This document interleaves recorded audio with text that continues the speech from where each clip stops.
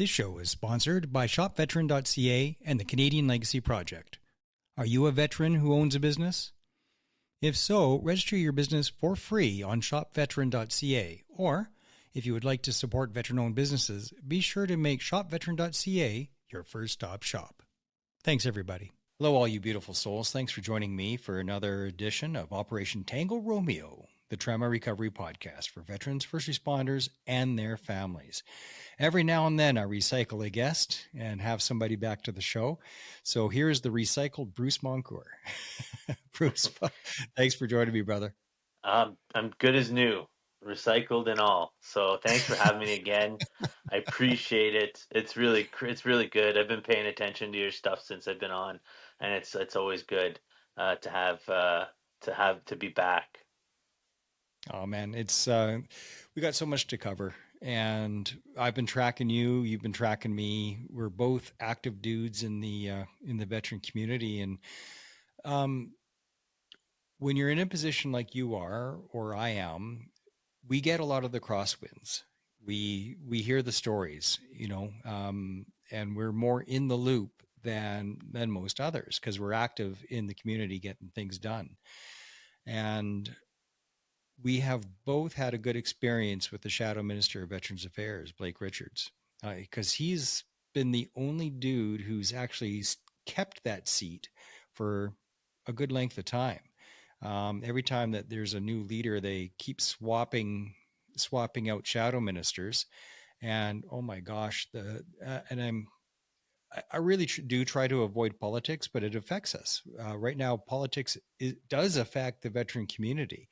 We have churned through so many liberal Veterans Affairs ministers. It's unbelievable. Like 5 in 2 years, or no, 5 in a year. It's been unreal. And it's such a specialized file. You just can't get to understand who we are or what we are in 2 weeks. You just can't do that. And they finally got a good one, Jeanette Petitpas Taylor. She was great. Everybody liked her. I don't give a crap what party she's with. Just do a good job. It's all I want. And she was fantastic. Absolutely everybody liked her. She helped me out. The next day, she was fired. Now, I'm not saying it's because she helped me out. And it wasn't me directly. I just brought her a specific emergency veteran issue for a particular guy, and she fixed it. And she fixed it like immediately. And I thought, man, that is fantastic. Then she was fired like a couple days later. I think she was shuffled. She got a higher, like a more prestigious profile after Trudeau did his last shuffle to try to make amends for the Chrystia Freeland situation. And but then eventually she did get fired from being a minister after Carney came in. But yeah, no, she was. I mean, I'll go back to. I mean, I remember Blaney and the Conservatives, and I will say this forever. Erin O'Toole was the best minister of my lifetime, so that I can truly remember. Doing a very good job. I always thought Erin O'Toole was the best Veterans Affairs minister. I found Kent Hare and Seamus O'Regan to be not take the position very seriously and have some major scandals. I found Lawrence Macaulay kind of in and out of lucidity and having a hard time quite he tweeted a lot about potatoes, but he didn't really tweet about soldiers. So there was Lawrence a lot, Macaulay, Lawrence Macaulay had absolutely no problem lying to my face. So he's the one that was in charge when veterans were being offered medical assistance in dying instead of help. Well, we can't help you, but we can kill you. Would you like that? We'll gift wrap it. No, 100%. And even in our own situation, he can't, during the election, I believe the 2021 election, he campaigned on helping Jess and saying, yeah, we should do this, and then did a complete 180 once he got elected and reappointed to Veterans Affairs Minister. So that was disheartening for us. It did hurt morale. Um, we finally got him to testify in the ACFA committee about Jess, and we actually kind of went behind my wife's back, my partner's back, and gave him the questions that she was going to ask so he could be prepared for it. And he didn't. He clearly showed that he didn't have uh, any. He. I'll put it like this: when asked about Jess Larochelle, he made the sound that the letter L makes in trying to remember his name. So he couldn't even remember Jess's name, and that kind of became a point of contention because it took, I think, 2 or 3 years before the Liberals had actually said anything, actually said his name, and So they let's wouldn't let's even. just Yeah, let's just rope in the audience who don't know who Jess right. is or who you are. So the first time I had you on, it was about Jess La Rochelle, and I'll let you explain to the audience why. Okay, so yeah, it's good to kind of like, we're painting the picture, tell the story. I myself served 10 years in I fought in Operation Medusa. I was shot in the friendly fire incident where I had 5% of my brain removed. And at the end of that tour and all my recovery, I didn't get a PER, a performance evaluation review, for my tour, and I kind of felt like, they knew that I was there, they knew that I had done what I had done, but there's no official record of, Corporal Moncur. He was really good. I would recommend him for promotion, or I would recommend him to go on tour again, or he was a numpty and he should never come on tour. I never even got like, it goes both ways. It could have been bad. It could have been good. I think it would have been a good review. And I wish that I would have had that. And then my platoon was reduced from 40 to 5 fighting, and not one of them got a medal. And I know a few guys that, you know, were more than You lost deserving. 35 guys in one platoon. Yeah, we lost 35 guys in one platoon. And yeah, so that kind of like stuck in my craw, you know what I mean? And then as time went on and nobody got the Victoria Cross, it just was kept being like, there's surely somebody's got to get it. It's got to happen. It's got to happen. And when it finally didn't, it just kind of like just you felt like there's like a criteria list for wars and lists of things to kind of make you feel like you're validated. And one of those was like, the Victoria Cross, and it didn't have to be obviously me or anybody. If one person got it, we all felt we would have got it, and we all would have felt that this was something that we all could enjoy in terms of this one and recognition of this one soldier. And I honestly felt there was a few reasons, but in particular, the one soldier that we Tell the focused audience on. tell the audience a little bit about what the Victoria Cross is and why it's so special.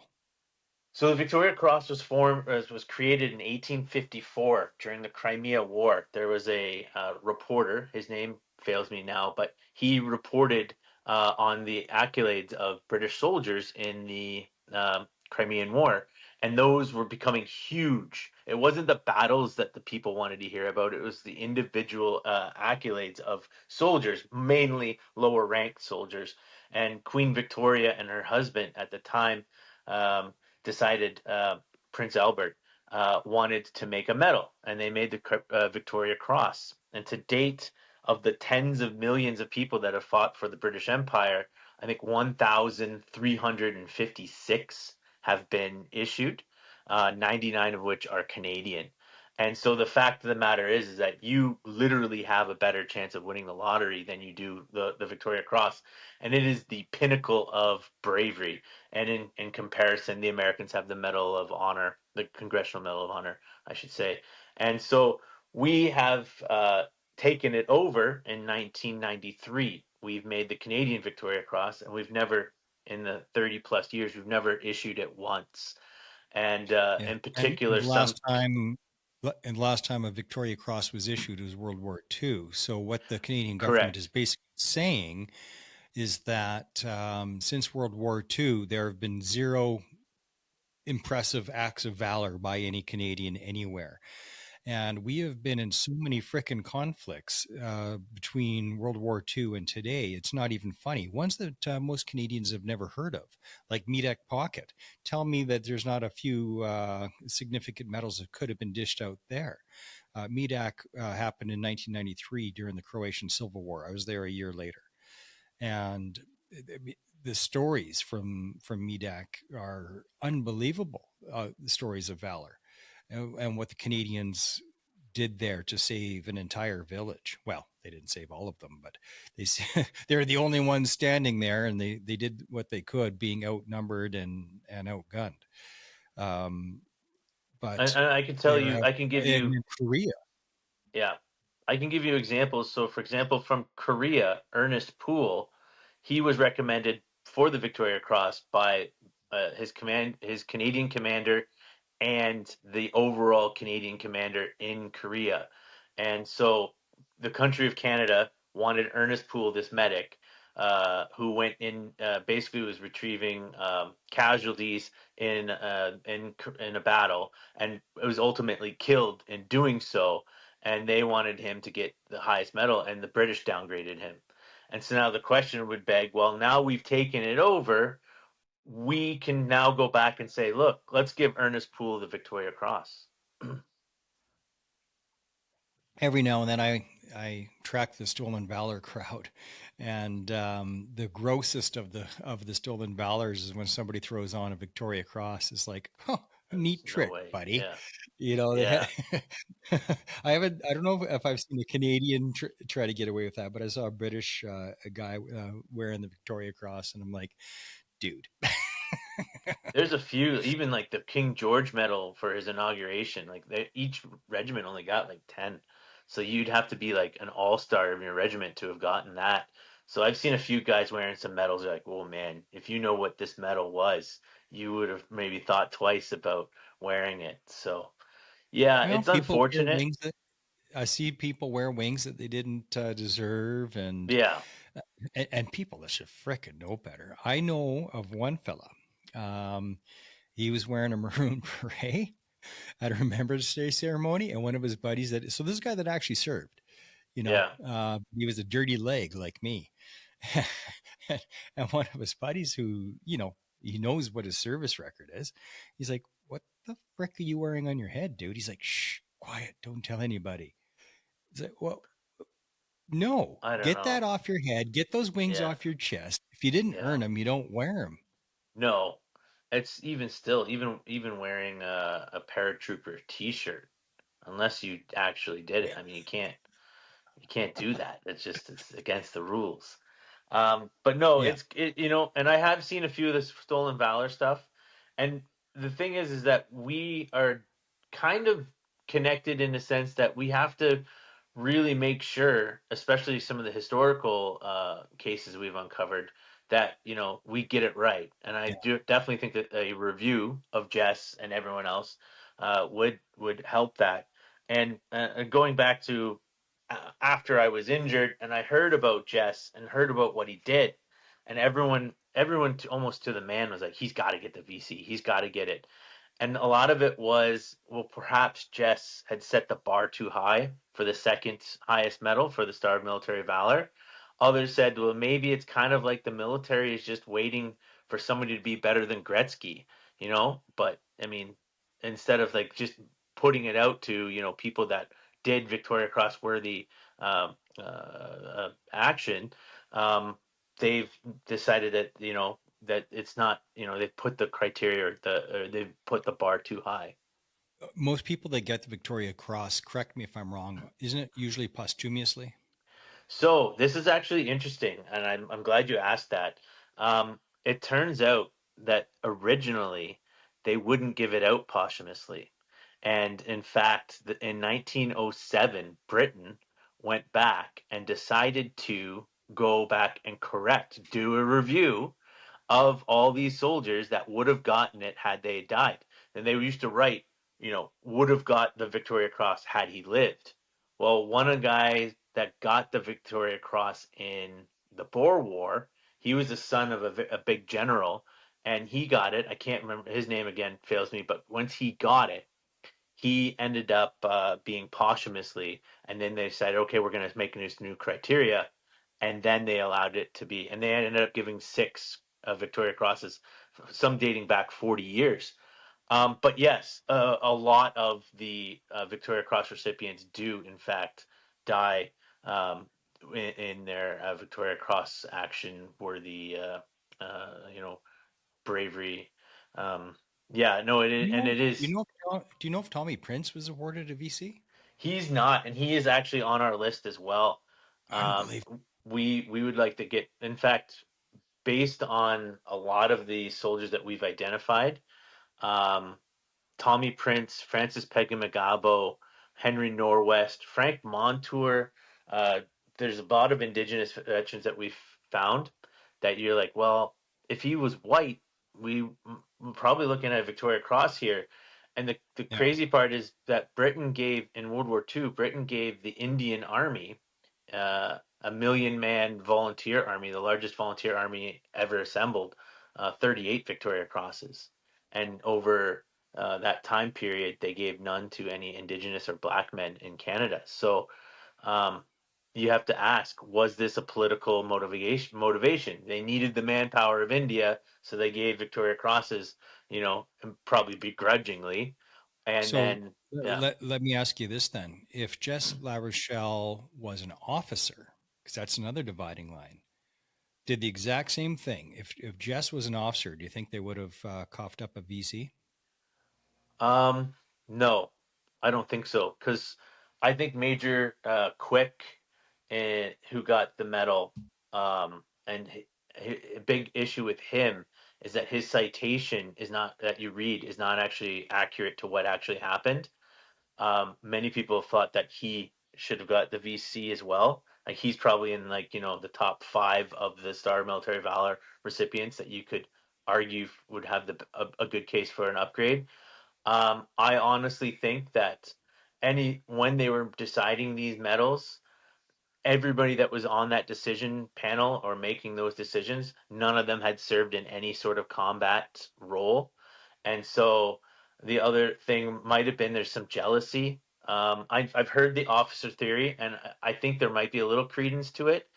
I think that the officers definitely like to give each other MMMs and for putting on a mess dinner Yeah. or putting on an exercise and getting it to each other in 6 months. Well, I've And seen it. Like so, I know one cadet officer, so no, not a real officer. Let's just be clear. They may have the Queen's commission, but you're not deployable as a soldier, as a cadet officer. Like you're not going to war because you're not qualified for it. But I know of a cadet officer who's a very, very nice guy and has got lots of service, but he's got 5 medals on his chest, 4 or 5, yeah, all for the same thing. I'm a good guy, you know, and I'm not down with that. It's like you already got that medal. They're all for the same thing, so maybe two, a little redundancy, but 4 or 5, it gets to the all for the point same where thing. um, we'll put it like this. It gets to the point where they fought Queen Victoria tooth and nail about this Victoria Cross. The military didn't want it. And then it became, okay, Really? well, now we have it. It became, well, we're going to give it out. And they were getting stingier and stingier. As you can see, as each war and progression, it's getting harder and harder to get. And the actions have to be more and more superhero, essentially. And so for guys, we had 70 something in World War One Canadians, and then only 16 in World War Two, and yet you had a similar amount of deaths, 60,000 in World War One, 45 in World War Two, and a similar amount of people served. But again, the VCs between the two world wars dropped dramatically.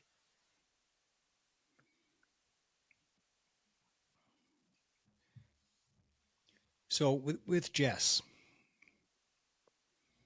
has there been any traction at all? So it does feel different this time. It does feel like it feels more like it's okay. This is it. With a change of government, a change of the leader, we haven't had a definitive talk from Carney. But the fact of the matter is that I mean, if they're going to raise the GDP to 5%, as we're told that they are, and they're going to put a lot of money in the military, this seems like a good way to start build that morale while we're waiting for the military to kind of get back on its feet. I think this would be great for morale across the board. But again, like, getting a liberal to sponsor the petition, that was no short. That was a direct strategy that we wanted to be on side with the government, not fight, be seen as combative with the government. And these other things is that the woman that's sponsoring it. Um, she's actually took over for Anthony Rota. And if you recall, Anthony Rota was the man who that invited the SS Nazi to Parliament when he was Speaker of the House, and and so Anthony Rota was doing that invitation during at the same time that Jess died. And when we asked him to do a statement for, or even share the statement for Jess that Jeanette put out and that the CDS put out, he wouldn't, and instead was too busy planning a trip for a Nazi. So, I mean, it felt, it kind of like was a double sting coming from him, because it was like, we've been working with you on this for all these years. You've been We will supportive. cheer for a literal Nazi, an actual Nazi, standing ovation. And Wayne Eyre was in that crowd, and he was standing. It's like, does not one person know just the most basic World War II history? And I You think know, the Jewish community was on it within seconds. Like, they were like, "Oh, what he fought," and it was like almost immediately it was tweeted out. So I can't imagine leaving those chambers was very fun for Mr. Rhoda. But the um, the big thing though was that, yeah, going back to the talk about Veterans Affairs ministers, Taylor Papitas. Whoa. Jeanette Pettipaw Taylor. Pettipaw, right. Yeah. She was actually the first person to officially say Jess's name. And we've been at it for 3, 4 years. And she officially said Jess's name in a tweet, which was actually like, and the fact that that was a win for us, kind of tells you how it's how our struggle's been going, is to actually get 3 years in for them to say his name, or write something about him. Well, here's my theory. You tell me what you think. So let's go back. I mentioned Medak before. So Medak was 1993. The Croatian Civil War. Were there as UN peacekeepers. Well, I was there a year later. I wasn't at Medak. Just to be clear, nobody accused me of stolen valor. Um, but even a year later, even though that I'm in the same regiment, all we knew about Medak is what we knew from each other. There was no briefing. There was no official recognition. There was barely a mention in the news, and yet it was the biggest battle since Korea. And the valor of just the whole thing, two other countries ran away. They're like, well, we're out of here. There was 21 countries representing the United Nations at that time. And Canada was the only one that dug in and said, nope, no genocide today. You don't get to burn this village. And everybody else ran away. There was no support. So Canadians were outgunned, outmanned, and dug trenches for the first time since Korea, and fought for like 4 days, um, and won. Yeah. There was a couple of Canadians with some wounds, but not one dead Canadian. And there's no reliable numbers for how many dead Croats there were. Probably about 250 or 300 of them, Yeah. but the official number was like 27 or something. But I know one guy that cut down at least 50 or 60 all by himself with a C6 machine gun. I So heard of another guy that used a 50 cal as well. yeah, So, and you're not supposed to use those on humans, but yeah, yeah, they just pop, yeah, pop, pop, pop, pop, pop, pop. yeah, But yeah, so there's just no way that it was only 27 dead yeah, enemy combatants, you know. But either way, that was buried. And it was buried. I always thought it was just a matter of, well, we want Canadians to have this image of Care Bear peacekeepers. You know, we'll just give you the Care Bear stare. We'll shower you with love, and everybody's just going to get along, hold hands, and sing kumbaya. That's what they want as a image of the Canadian military. But peacekeeping is a combat mission, and there's just no way around it. And Medak is a pretty good example of that. When I went to college in '96, I was telling one of my stories, and one of the girls that was in college with me, she says, "You had a gun, but you were a peacekeeper. What'd you Yeah. need a gun for?" And I thought that was pretty emblematic of the Canadian attitude towards peacekeepers and the Canadian military. Like, what do you even need a gun for? Well, it's a war. I can't go out there with a fork and spoon. That's not going to do much. We're keeping people that themselves have guns and rocket launchers and tanks, and we're keeping them from killing each other. You can't do that with I was always told that the term peacekeeper was a propaganda terminology to help sell war to the people of, that had sent their peacekeepers. It wasn't. It was just, it was an easy way to basically say, yeah, this is peacekeeper was just like a positive kumbaya word that they used to sell the mission, and so it yeah. was never meant to be anything but that. Yeah, it's a euphemism for sure, and I hadn't thought of about it like that. But that's exactly right. Peacekeeping is a euphemism. It's a combat mission. It's frickin' war. And if it wasn't war, then who was shooting at me? And 130 Canadians died in peacekeeping missions. I mean, that doesn't sound like, you know, I mean, that's almost the same. I understand over a longer period of time, decades, but that's Yeah. still the same, almost the same amount as Afghanistan. And then you look at the suicides after. And then you You look know, at, yeah.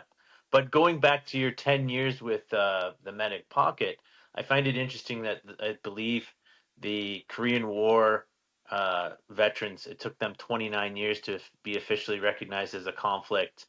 I believe, obviously, the Medak pocket, 10 years. I believe the first Gulf War, which is I think just had the anniversary of Saddam Hussein attacking Kuwait. They're waiting over 30 plus years to be recognized as a conflict, and that would help them get benefits that they could get as if they are officially recognized as being part of a conflict.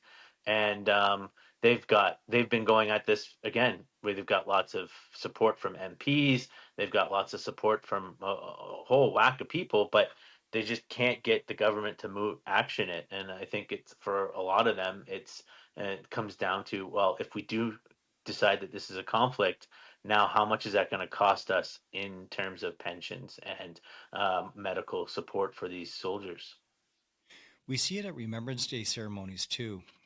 I in Sherwood Park, which is just outside of Edmonton. One of the years that I was at a Remembrance Day ceremony, there was a gym just off to the side, like a workout gym, Yeah. And so here we are at the ceremony, and I see the windows, and looking through a window is somebody on the treadmill, and they're just running away. So they can see through the window what's going on, that there's a ceremony going on. So like we couldn't hear them or whatever. But the point is that during the whole ceremony, here's somebody on a treadmill giving zero fucks. And while we're doing this solemn thing, and I think most Canadians are that person on the treadmill.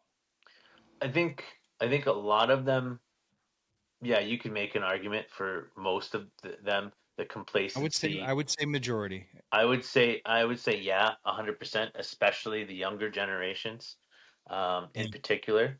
Um, and again, I went and delivered poppies last November, and I was delivering, and there was two Indo-Canadian women that didn't know what they were, and I explained to them, what they were, and you're on my list. I'm going to give people put money in here, and so I had to like literally explain to them what it was. So I mean, I guess like if you don't know, you can't really, you have to be taught. But I just feel like Canada is not doing a very good job of teaching it as either, from a standpoint of, being, and hopefully as this elbow up, uh, you know, thing manifests, and the nationalist movements with the tariffs that we've seen, hopefully that will be a catalyst. And we've started seeing it in our numbers on our social media pages. The last 90 days, we've hit about 8 million Canadians. So about 20% of Canadians have seen some of our contents. Whether if they've scrolled past or not is probably more of the case, but it has been popping up on their pages a whole lot more based on the shares and the likes that we've been getting on our content. So, I mean, hopefully, I agree with you. A year ago, I would have said 100%, but I'm hoping and I'm being optimistic and positive that it's turning in a better direction. So let's talk about the petition. You've been fighting for years now to try to get the Victoria Cross for Jess Larochelle, because awarding it to him is a morale booster for everybody, even guys that served a bazillion years ago, like me.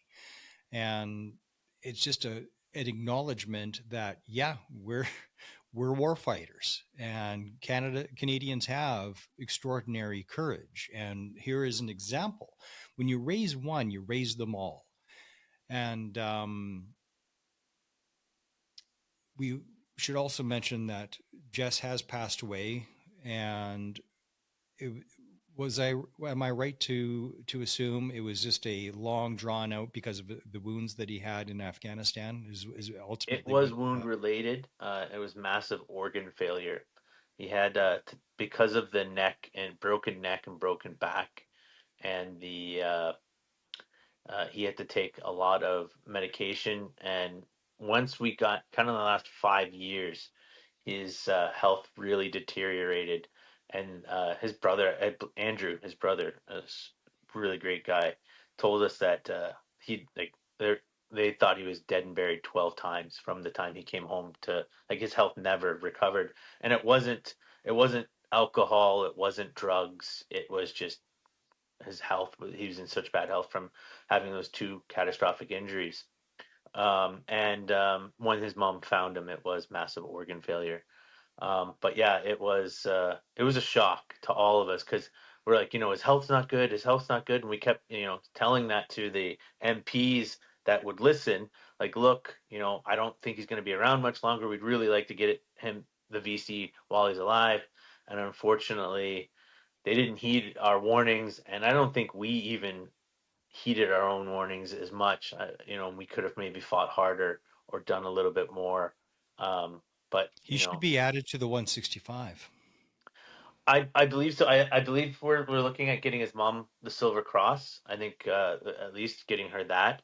And I'd really like the Legion to make her the silver, like, maybe not this year, maybe in the future, make her the official Silver Cross mother, of So for the year. explain to the audience what the Silver Cross is and what the 165 is. So Silver Cross is a medal given to the mother, or I guess spouse, of a soldier that has died, and they wear it on Remembrance Day in remembrance of that. And it started, I believe, around World War One, and as a tradition that carries on. And then the Legion every year has a Silver Cross mother as a representative on Remembrance Day in Ottawa. This year, I don't remember her name, but she had two sons that had committed suicide when they came home, and she was the Silver Cross mother this year. She's a very nice, lovely woman. Um, and So the Silver Cross is being awarded for survivors we put in the surviving paperwork. Canadians. Yeah, we put the paperwork in, so she should be qualified for it. So once she gets it, then we can then make an application for her to be the Silver Cross Mother for the official Remembrance Day ceremony on November 11th. And the 165, going back to, is the number of killed uh, um, in Afghanistan. It was 158, and then I believe there is a few others that have been added in terms of um, uh, like dignitaries, so like the ambassadors and things like that. Do you believe that Jess should be added to that number? I don't know. I mean, that's a Because we died of wounds from he more. did, yeah, and he never recovered from that day, and I mean, that would definitely set a precedent. I don't see any harm in it, and I would support it. I just I don't know, because then I guess we'd have to then kind of explore all, like, I mean, they said that more people committed suicide coming home from Afghanistan, so I mean, You know? And I think those numbers should be added because yeah, it is a neurological injury. yeah, It is actual brain damage, yeah. right? It's actual brain damage. It's what it is. And so I think it should be added to the number. And that, I'm not gonna and there's I something I about that. wouldn't argue. It just I Yeah. for me it's like, we haven't gotten anything. So I just like, Yeah. one more ask on, one more thing to ask for it doesn't materialize. And I don't want to sound jaded or angry, but a lot of the times, yeah, there's morale is low in this I guess push that we've been doing because it has been just brick wall after brick wall. And so we're hoping that this, shift in government, new prime minister, and then you know what? If he doesn't do it, then it's on to the next one. And I love that Pashtun saying that the Taliban said, you know, you have the clocks, but we have the time. You have the watch, and we have the time. And I think that's just the strategy we're going to take is, we're just going to keep going. There's an Australian he was a first seaman, fought in World War II, Sheehan, and his family fought 78 years before he finally got the VC. So Australia was kind of a lot of ways that we base our what we were asking for is we're looking at that. And when we had our meeting with Wayne Eyre, so we had a campaign called New Mode, and in the New Mode is there would be a letter I'm written. gonna enter anytime that we need translation for the audience. I'll jump in. So I apologize for cutting you off, but it's for a reason. So Wayne Eyre is the former chief of defense staff for the Canadian Armed Forces, and the chief of defense staff is the top soldier, so the person in charge of everything, land, air, and sea. And Wayne's been on the show. He was kind enough to give me about 20 minutes, I think a year ago or so. And anyway, that's who Wayne is, and that's what the Chief of Defense Staff or CDS is. So yes, 100%. And so we did a new mode campaign, which is about letters being sent to the person's member of parliament and the defense minister. And we ended up sending Anita Anand 20,000 emails asking for this review. And once she got that, she had Wayne Eyre meet with us, and basically we could talk to him about the letters and the things that we wanted to do. And in doing so, he told us that the British CDS, he reached out to the British CDS, which would have been his equivalent, a soldier of, the highest British soldier at the time, and said, asked them about this, and the British soldier said, "Don't do this. We don't want to do this, and we don't want to open a can of worms and then have to find a bigger can to put the worms back in." And now you're seeing after this show, SAS Rogue Heroes, that Britain is in fact reviewing the file of Paddy Mayne, a soldier, an Irish soldier that fought with the SAS, who got the Distinguished Service Order 4 times. And so now they're saying, well, was his Irish background, did that prohibit him from getting the Victoria Cross? And now they're asking these questions, and there's going to be a review for Britain. So Australia, Britain, and the United States have all done this. We're the only ones that haven't, and also they're the all three of them, and New Zealand have given the Victoria Cross out to during Afghanistan, and we were the only ones that didn't. Explain to the audience the difference between having medals and being decorated, because people have all heard the phrase "a decorated soldier," but that's not the same as having medals. No, so I mean, you could get medals for all sorts of things. Like I mean, the most common one being the CD, and you get that medal for being in the service wearing a uniform for 13 years. Then there's tour medals. So for Afghanistan, they had the campaign star. For Bosnia and Croatia, they had other medals for them. And then there are the medals of bravery. And in 1993, we took over that, and we've decided to make our own. And we've given in Afghanistan, we gave out about 101, actually exactly 101 medals in Afghanistan. And I believe officially on the records, 18 got the Star of Military Valor. Unofficially, there's 7 ghost medals that are still classified that we don't really know much about. The Yeah, because they JTF, went to special the forces. Yeah. JTF, yeah, Special Forces JTF in that helicopter incident and such. So, but yeah, so we've actually um, I interviewed some of those guys about, because one of them I think should be getting the Victoria Cross. And so Did you interview Devin Larratt? I interviewed 3 or 4, and most importantly, is that the medic? No, Devin was a JTF2 guy. He's a world champion arm wrestler. Right. Yes. He I got did not shot by interview a him. No, I helicopter. did not. But I did interview the medic that he interviewed in his podcast. And I interviewed some of the other guys.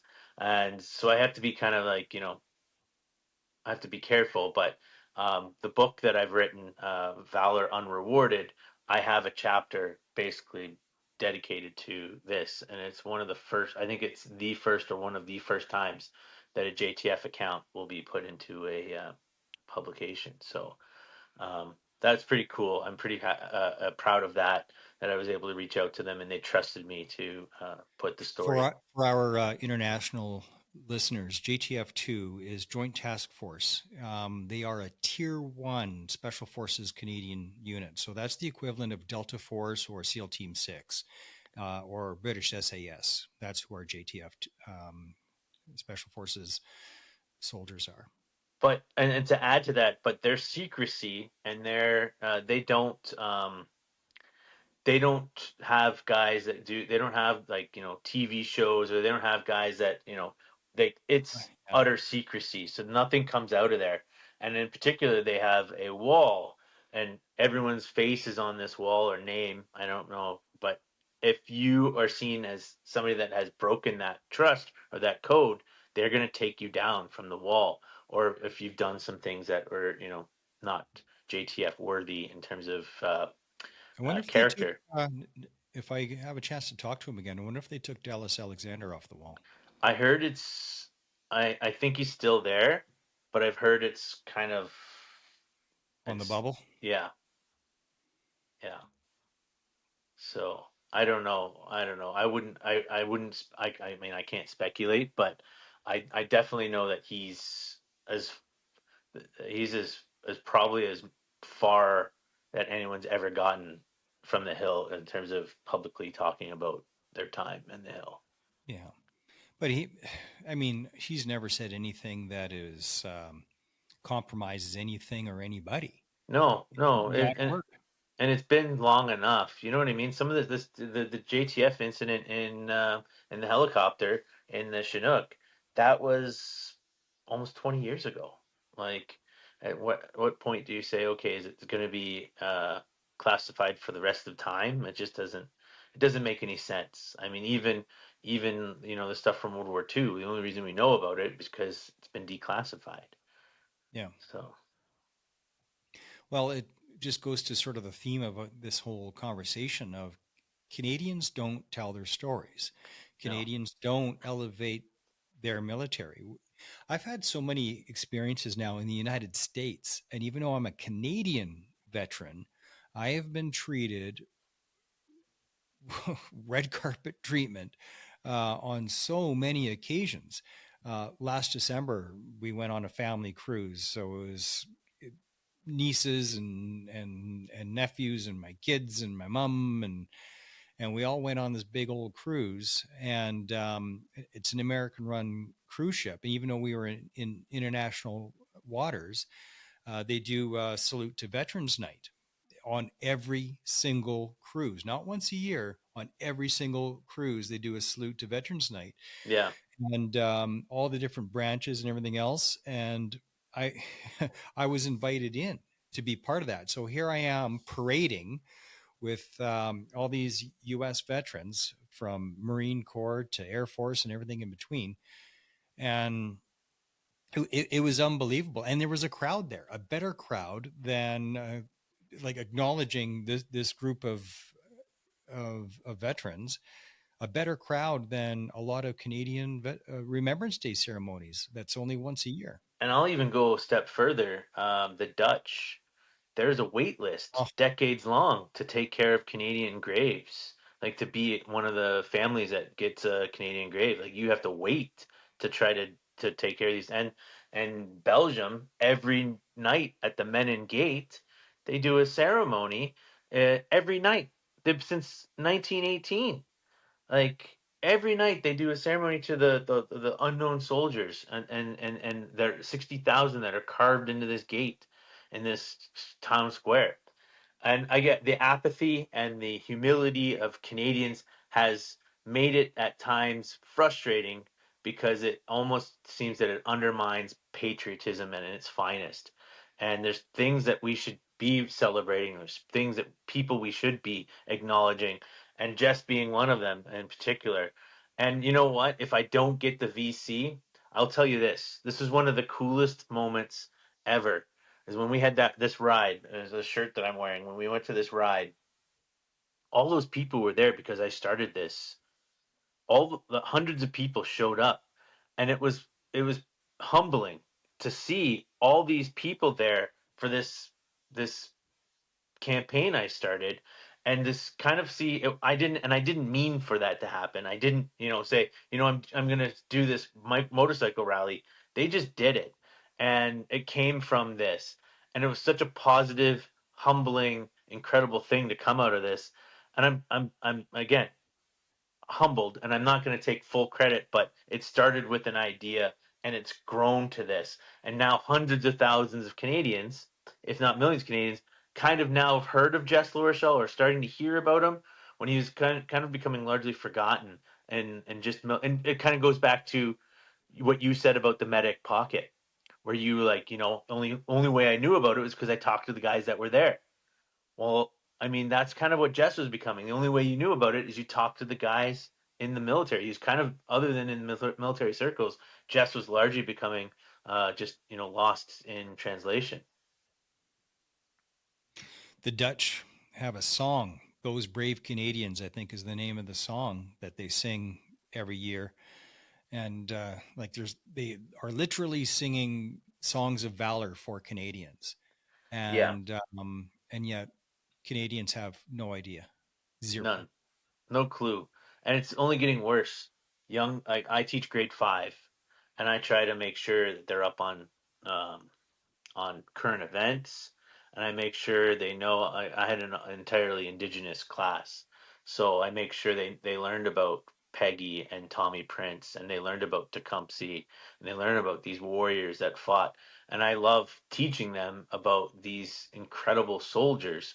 And I've told them about Jess, and I've told them about, that, everything like that. And it's sad. And I've started actually a new strategy is I've started putting stuff on Teachers Pay Teachers, which is a website that teachers go and they can buy lesson plans. And I've put a lesson plan about Jess on there, and it's free.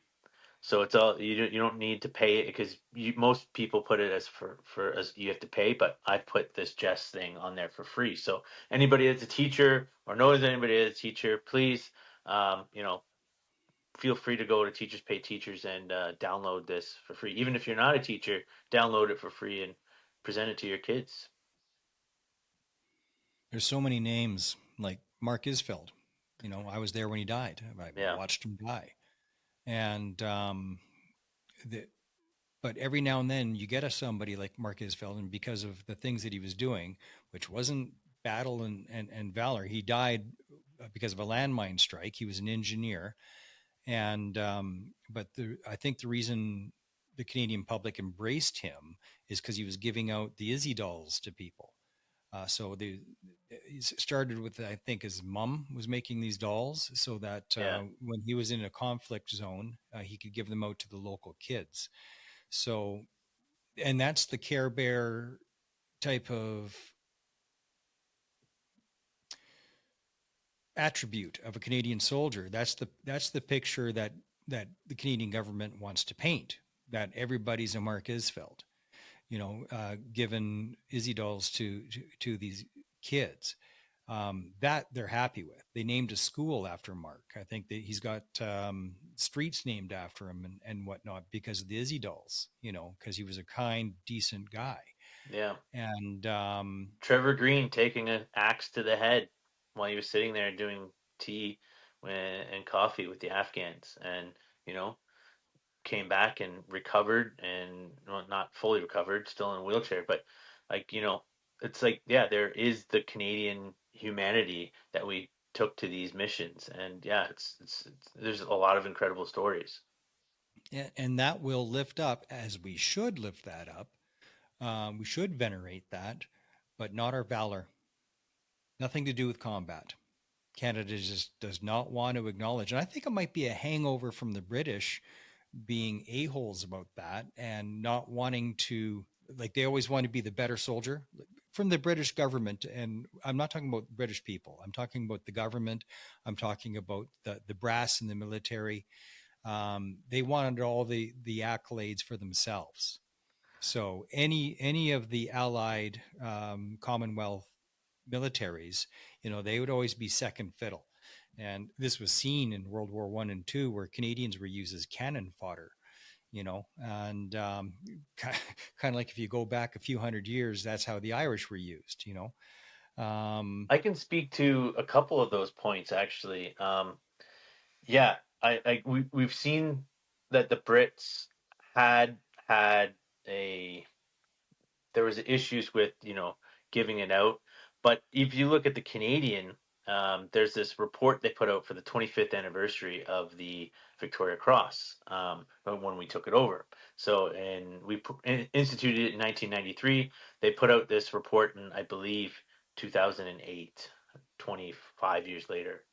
And in that report, they talk about how the 101 medals that were given out, four went to reservists. Now, you'll have to remember that 20 to 40% of the frontline soldiers were reservists.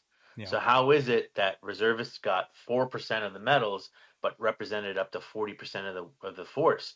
And as I know, reservists, tunes, the whole mentality of, if I can give it to somebody in my regiment or somebody from this reserve regiment, I'm going to give it to my guy. And so I think Regimental nepotism. 100%, I 100%. think I So just invented a term, regimental nepotism. yeah, that's probably is. The other thing is that in that report, they tried to compare the casualty rates of the Korean War to the Afghanistan War.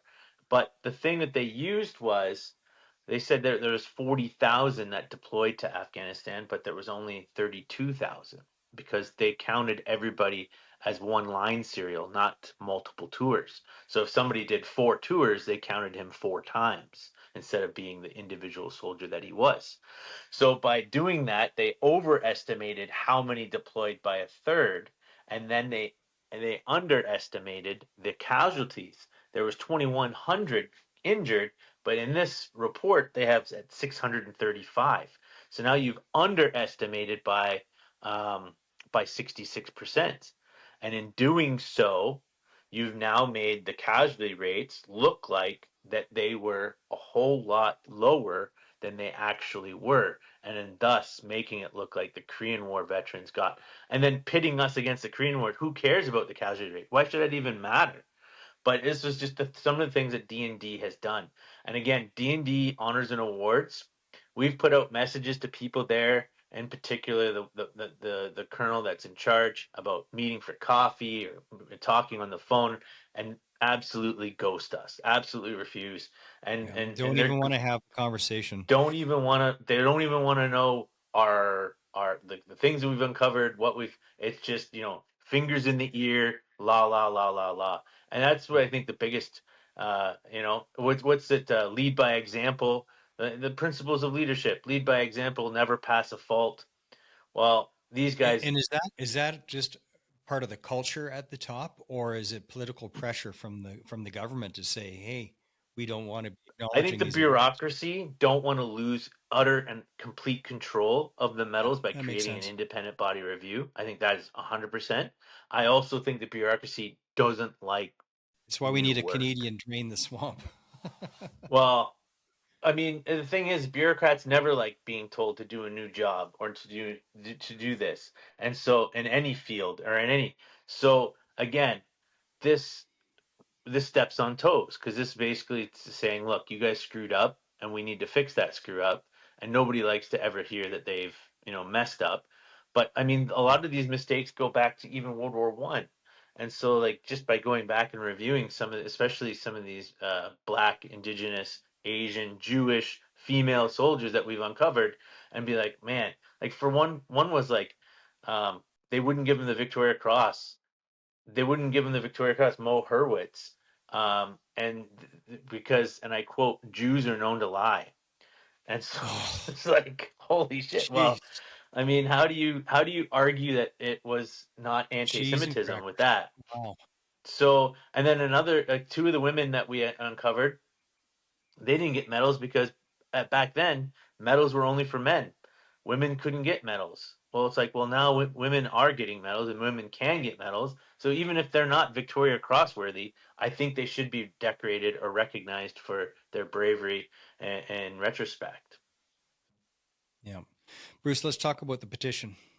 Yes. So petition E6661.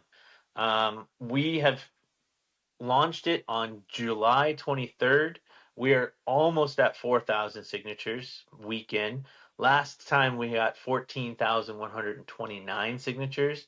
We're looking to get past that, just based on if we do it again, we'd like to get at least 20,000. We're hoping to get 100,000 signatures overall. That's our low is at least 20 max. Hopefully we can get to 100,000. Last time they the Liberals rejected our the unanimous consent motion that Aaron O'Toole put forward, and then put out the official statement to the petition in the middle of summer, and again didn't actually. It was 200 words and didn't actually mention Jess Larochelle by name. So that's why we're thinking, well, maybe it has to be more this time because of how 14,000, the response that 14,000 got last time. So we're looking to end it around on November 20th, just the week after Remembrance Day. Last time we started on Remembrance Day, so hopefully it will culminate into the Remembrance Day time. And yeah, we're looking for everyone to get out there, sign the petition, uh, And how go can to the somebody House of find Commons. find how can somebody find the petition? So you go to the House of Commons and you go through find a petition and you go down, you find E6661, or you can find us on Facebook, Valor in the Presence of the Enemy, and we've been putting out a post every day since we've started. So in each of our posts, there will be a link to the petition. And find Valor in the Presence of the Enemy. That is Valor in the Presence of the Enemy. Find them on Facebook, Instagram, Bruce? Yes, sir. 100th Canadian Cross. We're on Instagram. When we started, we should have made it all the same name, but I don't know, we were just kind of new to this whole social media game. So yeah, but it's good. It's good. And we have a website as well, Valor and the Presence of the Enemy, and you can see our stuff.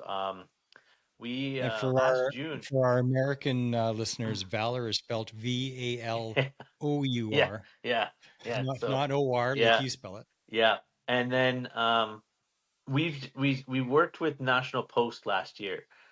They created this group, this series of articles called Heroes Among Us, and they wrote 10 stories on soldiers that I had identified and gave to them. And it was a great series, and it culminated with an event at the Hockey Hall of Fame. But the National Post, National Post has been good to me too. They've been they, great. they really did come through, and we're really happy with some of the first articles about Jess came from National Post. So it's been really good to work with them and to work closely. Historica Canada, we've been working with them a bit, and we're looking at possibly getting some press with Ben Mulrooney and Murray Brewster at the CBC, and hopefully we can start getting the word out a bit more. I find that even though it's only 4,000 so far signatures, I find that if every Canadian knew about it, almost every Canadian would sign. You know what I mean? If they had found out about this petition, I find it almost incredible. And Ipsos in 2023 put out a poll and saying that 76% of Canadians supported a review. And Britain just put one out for Patty Main, and I think it was like 90 something percent where they supported a review there. So, I mean, the public opinion is definitely positive, and it's definitely seeing it's very hard to ignore, 70 to 90% approval ratings for something, but the government has done a pretty good job in the last 5 years of doing so. But we're hoping that, you know, again, they have the watch, we have the time. So. Yeah. Bruce, I'm going to put a pin in it there. We're at an hour. And is there anything else that we need to cover before we sign off? I don't think so. I think we've done a really good job of covering everything. I really appreciate you letting me go on some tangents and telling my Of course. story. Yeah, and I'm really glad. I love talking about Jess. I love talking about the cause. Um, yeah, and then When you lift one, you lift them all. if you could just put a link to the petition in the if you could put it underneath or something or I'll ask my producer. okay, I don't post. yeah, yeah, awesome. All right, brother. Stay on the line, Okay, and we'll have a little post air chat. okay, Everybody, thank you for joining us today. I'm going to ask you what everybody asks, but I'm really asking for a favor here. Please like, share, subscribe, because when you do, it works. The way the system, the interweb works is that when you like, share, subscribe, it helps other people find it, find the content. It boosts the ranking of the content. And when you boost the ranking of this show, you might be saving a life. I can't tell you how many people have come to me saying that they are alive today. They had a gun in their mouth, and but now they're on the healing road and they're no longer suicidal because of something that they heard on the show. Maybe it was just a few words from one of the guests or one of the resources that I found and brought to the show. Either way, the show saves lives, which means you might be saving a life by sharing the show. Please like, share, subscribe, leave a 5-star rating or whatever it is on Spotify, YouTube. It really helps so much. And for this particular episode, please share the heck out of it so that people understand why it's a good idea to start showing up at a Remembrance Day ceremony. Those crowds are getting smaller and smaller, older and older every year. If you're a school teacher, share this episode. Let the kids know a little bit about Canadian valor, about the state of the of about the reputation of Canadian veterans worldwide. It's not just Holland, it's all over the world. Canadians are deeply respected because of the job that we do in the theater of operation. So please share like the sugar bear, because sharing is caring. Thanks, everybody.